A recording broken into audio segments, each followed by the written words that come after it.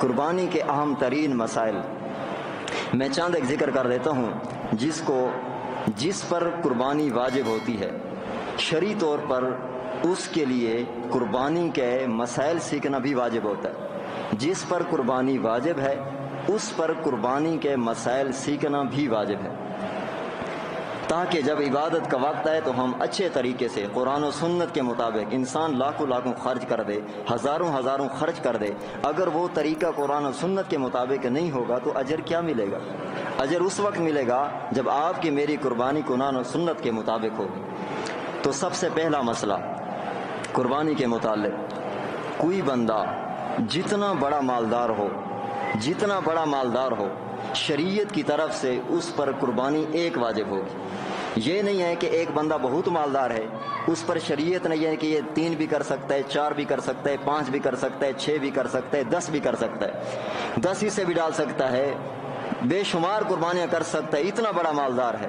لیکن شریعت کی طرف سے بندہ جتنا بھی مالدار ہو، شریعت نے اس پر ایک قربانی واجب قرار دی۔ اس کی مرضی اپنا جانور خریدے، اس کی مرضی کے کسی جانور میں ایک حصہ ڈال دے۔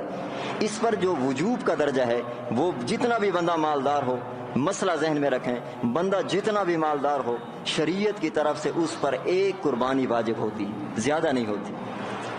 دوسرا مسئلہ، اگر کوئی بندہ موجودہ حالات کے مطابق، غربت کا زمانہ ہے اور بہت سارے لوگ یتیم بھی ہیں، مسکین بھی ہیں، اس کے ذہن میں یہ سوال آئے، یہ میں بطور مسئلہ بیان کر رہا ہوں، وہ یہ چاہے کہ یار قربانی تو بہت سے لوگ کر لیں گے، گوشت ہر گھر میں پہنچ جاتا ہے، کیوں نہ ہو کہ اس دفعہ میں قربانی کے جانور کی قیمت کسی غریب کو دے دوں۔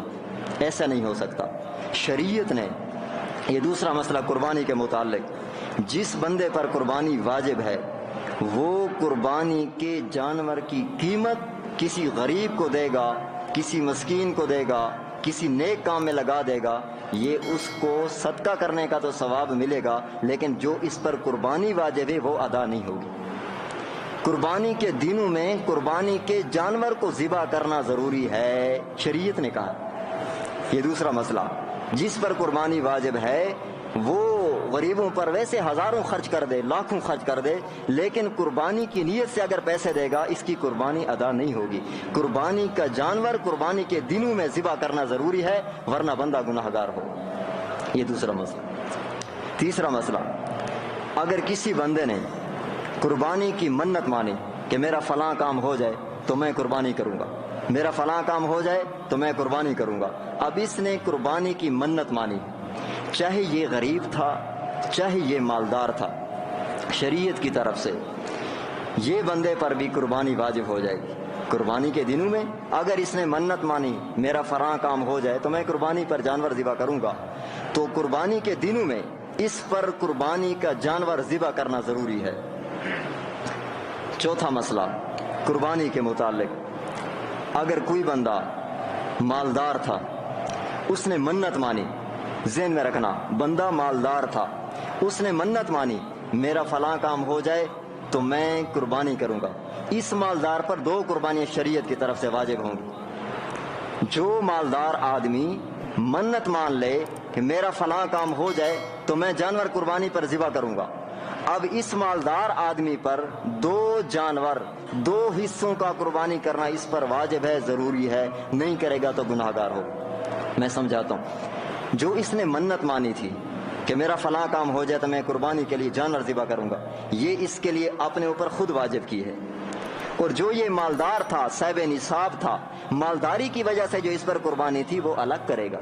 ایسے نہیں ہو سکتا کہ منت کے جانور میں قربانی کی نیت بھی کر لے اور جو اس نے منت مانی ہے وہ بھی ادا ہو جائے، ایسا نہیں ہو سکتا، بلکہ جو اس نے منت مانی ہے اگر مالدار آدمی ہے تو مالداری کی وجہ سے جانور الگ ذبح کرے گا، جو منت مانی ہے وہ جانور الگ ذبح کرے گا۔ یہ تو چوتھا مسئلہ۔ پانچواں مسئلہ، ایک بندہ کرائے کے مکان میں رہتا ہے، خود اس کا اپنا ایک ذاتی مکان ہے، لیکن وہ گھر کسی کرائے پر اس نے دیا ہوا ہے، خود جو ہے وہ کرائے پر رہتا ہے اور اپنا ذاتی گھر بھی کسی کو کرائے پر دیا ہوا، اب اس پر قربانی واجب ہوگی یا نہیں ہوگی؟ یہ غریب آدمی ہے، غریب کا مقصد ہے کہ اس کا اپنا ایک ذاتی گھر ہے، وہ کرائے پر دیا اور خود بھی کرائے پر رہتا ہے۔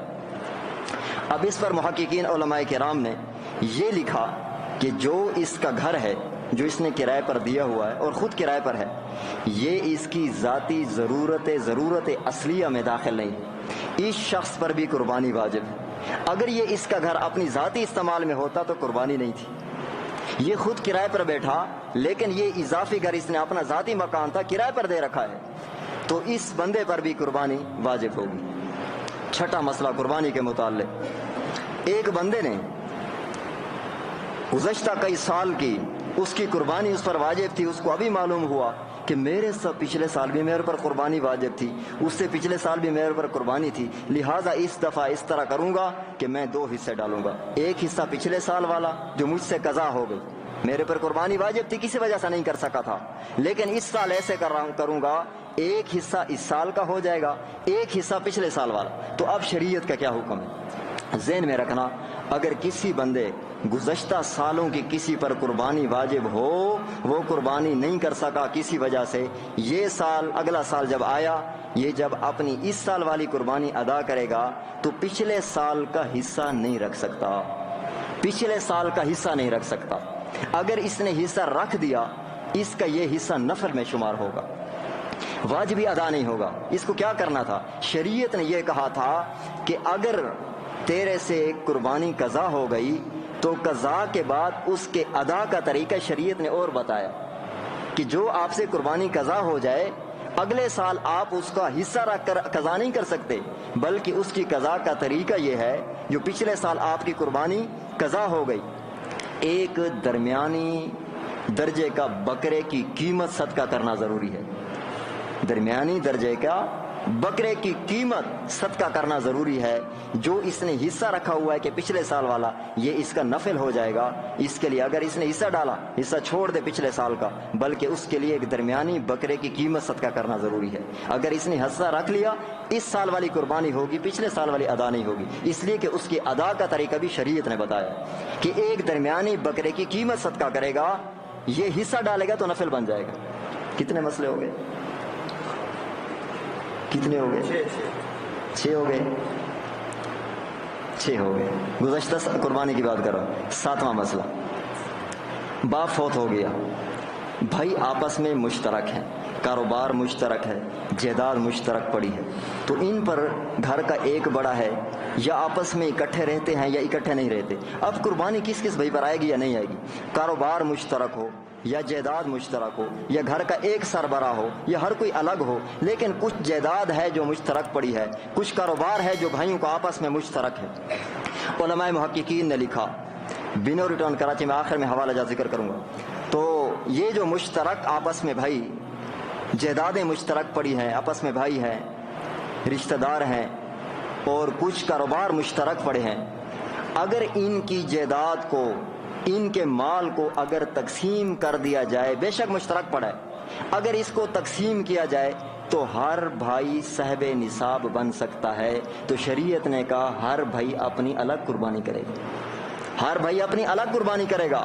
اگر جائیداد مشترک پڑی ہے، مال کاروبار مشترک ہے، لیکن ہیں اکٹھے، ایک بڑا ایسا ہر کوئی کما کے اس کو دیتا ہے، جو بھائی کماتا ہے اس کو دیتا ہے، لیکن جائیداد مال مشترک پڑا ہے، اگر اس کو تقسیم کر دیا جائے تو ہر بھائی، ہر رشتہ دار صاحب نصاب بن سکتا ہے، تو سب پر قربانی واجب ہے۔ کتنے مسئلے ہو گئے؟ 7 مسئلے ہو گئے۔ 8ویں بات، ایک بندے پر قربانی واجب تھی، قربانی واجب ہے، کاروبار بھی ہے، سب کچھ ہے، لیکن نقدی پیسہ نہیں ہے کہ 30,000 50,000 اس کے پاس آئی نہیں کہ جانور خریدے، قربانی تو واجب ہے۔ اب شریعت نے کیا کہا؟ شریعت کی طرف سے اسے حکم یہ ہے کہ اگر اس پر قربانی واجب ہے لیکن یہ جانور خرید ہی نہیں سکتا، اس کے پاس نقدی پیسہ نہیں ہے، تو اس پر لازم ہے کہ یہ کسی سے قرضہ لے کر قربانی کرے گا۔ آپ کے گھر کی ضروریات ہوں تو قرضہ نہیں اٹھاتے، آپ کی اور ضروریات ہو تو قرضہ کوئی نہیں اٹھاتا۔ تو شریعت نے یہ کہا کہ اللہ کی طرف سے جو آپ کی صاحب نصاب ہونے کے وجہ، اب ایک بندے پر زمین تو اس کے پاس ہے لیکن نقدی کچھ نہیں ہے، اب زمین تو ہے نا، تو اس وجہ سے وہ مالدار تو ہے لیکن نقدی پیسہ جیب میں کچھ نہیں ہے۔ بہت سارے ایسے زمیندار ہوتے ہیں جس کے پیچھے مزدور بھاگ رہے ہوتے ہیں، یار یہ ہم کو مزدوری نہیں دیتا، بڑے بڑا زمیندار ہوتے ہیں، مزدور بھاگ رہے ہوتے ہیں، میں نے بھی دیکھے ہیں۔ مجھے ہنسی آ رہی تھی کہ اتنا بڑا مالدار اور جو مزدور ہے وہ طبقہ پیچھے بھاگ رہے، مہربانی کرو آپ نے مزدوری تو دے دو۔ تو بعض بندہ مالدار ہوتا ہے لیکن نقدی پیسے اس کے پاس نہیں ہوتے، ایسے کرنا نہیں چاہیے، مزدور کو اپنا حق اپنے وقت پہ پہنچا دو۔ تو اگر اس نے کیا مسئلہ بیان کر رہے تھے؟ بھائی اکٹھے تھے، تو یہ تو ہو گیا. اس کے بعد بھائی اپنا اپنے الگ حصے سے قربانی، کہ اگر کسی پر قربانی واجب تھی لیکن اس کے پاس نقدی پیسے نہیں تھے تو اس پر ضروری ہے کہ یہ قرضہ لے کر قربانی کرے. لیکن جس طرح یہ قربانی کرنا اس پر لازم ہے قرضہ لے کر، یہ قرضہ واپس کرنا بھی واجب ہے. جو قرضہ اس نے اٹھایا وہ بھی واپس کرنا واجب ہے. یہ نہ ہو کہ مولوی صاحب نے کہا تھا کہ قرضہ لے لو اور اس کے کھا جاؤ، قربانی ہو گئی.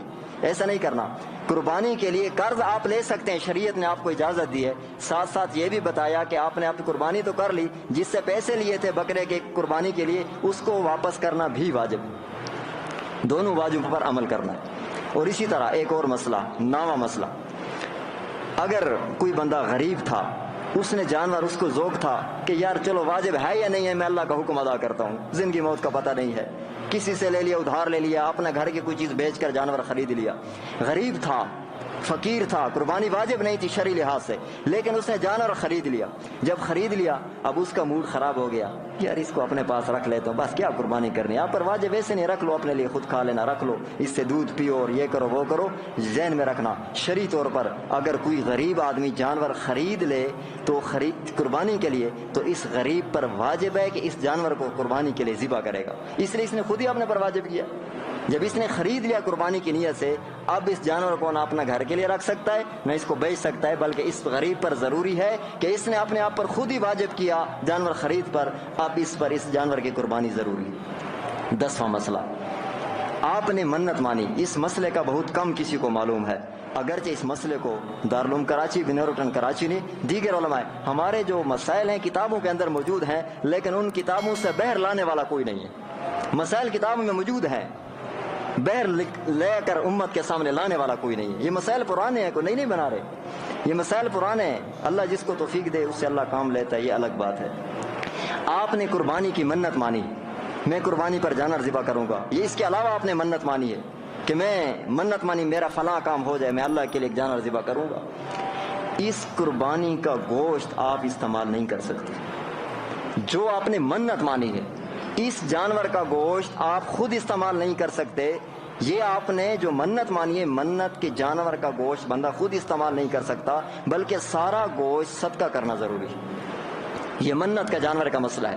باقی جانور تو گھروں میں ہر کوئی کھاتا ہے، اس کی بات نہیں. منت والے جانور کی، جس کو آپ نے منت مانی ہے، اس منت والے جانور کا گوشت آپ نہیں کھا سکتے. آپ سارا کے سارا غریبوں پر صدقہ کرنا ضروری ہے. یہ جتنے مسائل میں نے آپ کے سامنے 10-11 مسائل آپ کے سامنے ذکر فرمائے، یہ تمام مسائل فتاوی قاضی خان، فتاوی ہندیہ، فتاوی شامی کے اندر، اور اسی طرح رد المختار کے اندر، اور اسی طرح فتاوی شامی اور البحر الرائے کے اندر، یہ تمام فقہ حنفی کی مستند معتبر کتابوں کے اندر یہ تمام مسائل موجود ہیں جو میں نے اجماعی طور پر بتا دی. تبارك الذي نزل الفرقان على عبده ليكون للعالمين نذيرا.